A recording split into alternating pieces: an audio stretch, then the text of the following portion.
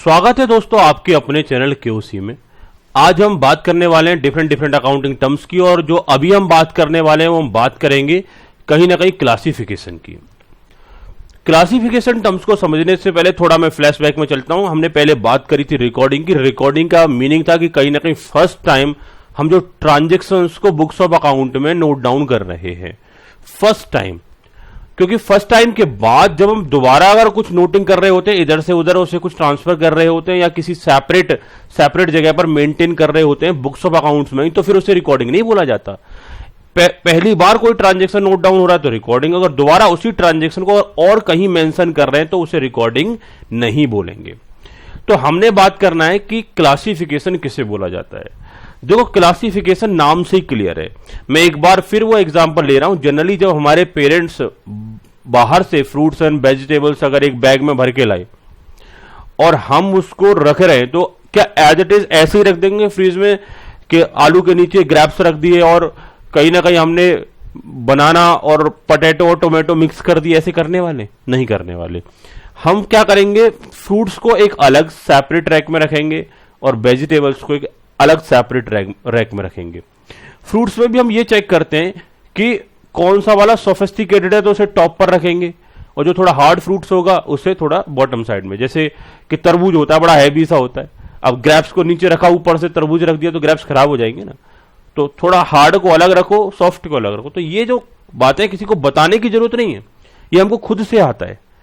तो जब हम फ्रूट्स और वेजिटेबल का क्लासिफिकेशन कर सकते हैं, सेम वे अकाउंट्स में डिफरेंट तरीके के मल्टीपल अकाउंट्स होते हैं। उनमें से हम सिमिलर अकाउंट्स के ग्रुप बनाते हैं, उन्हें एक जगह मेंटेन करते हैं। जैसे कि हमने बात की थी, रिकॉर्डिंग जब होती है तो वो क्रोनोलॉजिकल ऑर्डर में होती है, एक डेट वाइज होती है कि जो पहले ट्रांजेक्शन हुआ पहले रिकॉर्ड कर दिया, उसके बाद ट्रांजेक्शन हुआ तो उसके बाद रिकॉर्ड कर दिया।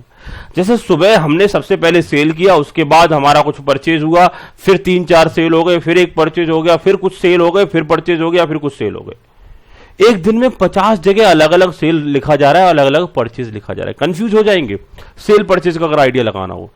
तो अगला स्टेप हमारा ये होता है कि जब पहली बार ट्रांजैक्शन हो रहा है तो रिकॉर्ड कर दिया। अब उसके बाद जितने भी सेल हैं उनको अलग कर लो और जितने भी परचेज हैं उन सबको अलग कर लो। ये सारा जो एस्पेक्ट आएगा वो किसका आएगा? अगला step, segregation, that is known as classification. तो क्लासिफिकेशन को एक बार देख लेते हैं, इसकी थ्योरी को अगर एग्जाम में जो नोट डाउन हमें करना है। Classification comes into picture after recording of transaction। ये क्लासिफिकेशन होगा कब? जब रिकॉर्डिंग हो जाएगी। Classification is the process of grouping. मैंने क्या बोला, यहां ग्रुप बना रहे होते, ग्रुपिंग ट्रांजेक्शन और entries of one nature eight one place. यहां पर एक तरीके के एंट्री जो होंगे, एक तरीके के जो ट्रांजेक्शन होंगे, उनको एक जगह हम इकट्ठा कर लेते हैं, पूल कर लेते हैं, ग्रुपिंग कर लेते हैं।